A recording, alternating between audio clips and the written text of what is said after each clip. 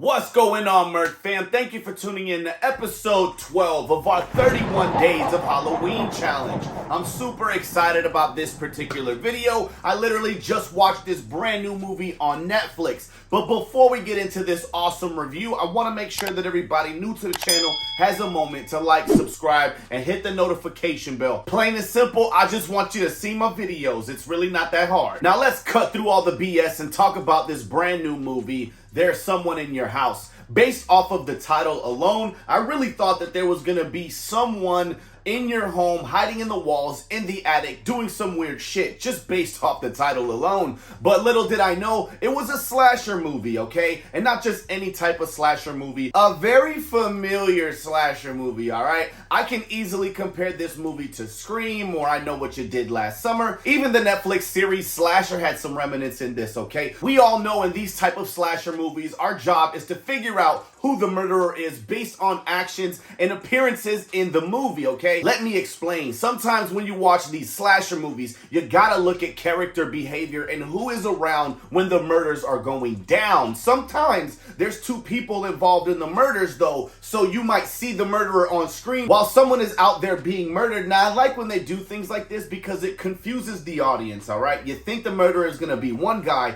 you can swear it's one of the dudes, but it's not at the end. Just like the movie Scream, I automatically assumed it was gonna be the boyfriend, especially the way that this guy is portrayed in this movie. So the main focus of this movie is shot through the eyes of Sydney Park's character. Essentially, there are a bunch of murders that are going on in this high school, and they're all happening to a certain group of high schoolers, mainly the seniors. She's pretty much the Sydney Prescott of this movie. Now, even though she's being attacked, and so are all of her other friends, she is someone that actually gets away, and I'm sure it infuriates the murderer in this movie. One by one, her group of friends start to die off. Now, I'm not gonna lie, this movie had some really good slasher scenes. Some of the deaths were absolutely A1. I would have to say that each and every murder scene in this movie was shot stupendously. In this movie, instead of the murderer wearing one type of mask and haunting you around your home, he prints out a 3D mask of your face when he's going to kill you. So it really throws you off when you're about to die because you're like, oh shit,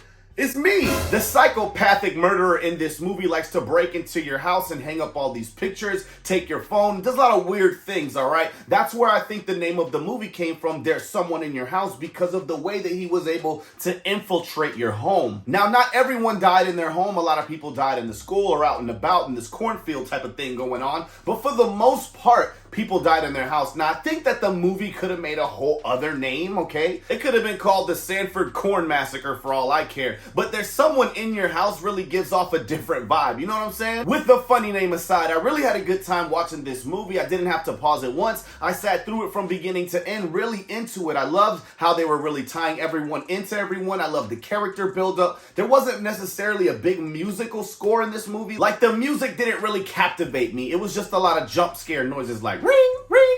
But it was really good for the most part. Of course, I'm not gonna ruin this movie for you guys, but when I thought I knew who the murderer was, the movie really did a good job of surprising me, alright? Not gonna lie. I thought that maybe people were doing some things that I didn't know about, but the movie really lays it out in front of you, alright? You can't really think ahead in this movie because obviously they're trying to scramble up who the murderer might be. All in all, it was a really good October horror type of movie. I really loved the slasher-esque type vibe, the Scream vibe. I Know What You Did Last Summer. It was really fun. I had a good time watching the movie. I had a couple of laughs in it.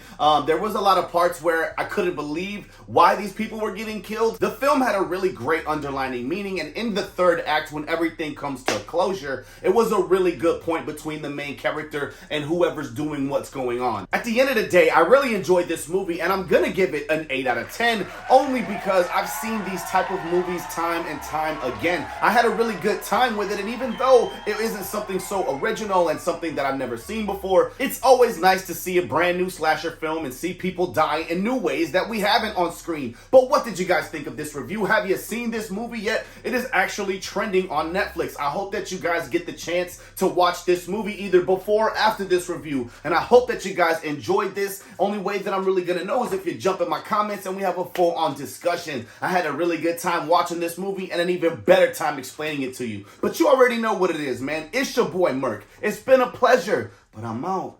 What's the deal, Merc fam? Thank you for tuning in to another one of my reviews. Don't forget to like and subscribe on your way out. If you enjoyed this review and you're interested in seeing a little bit more by your boy, why don't you click on another one of my reviews, like maybe, this one?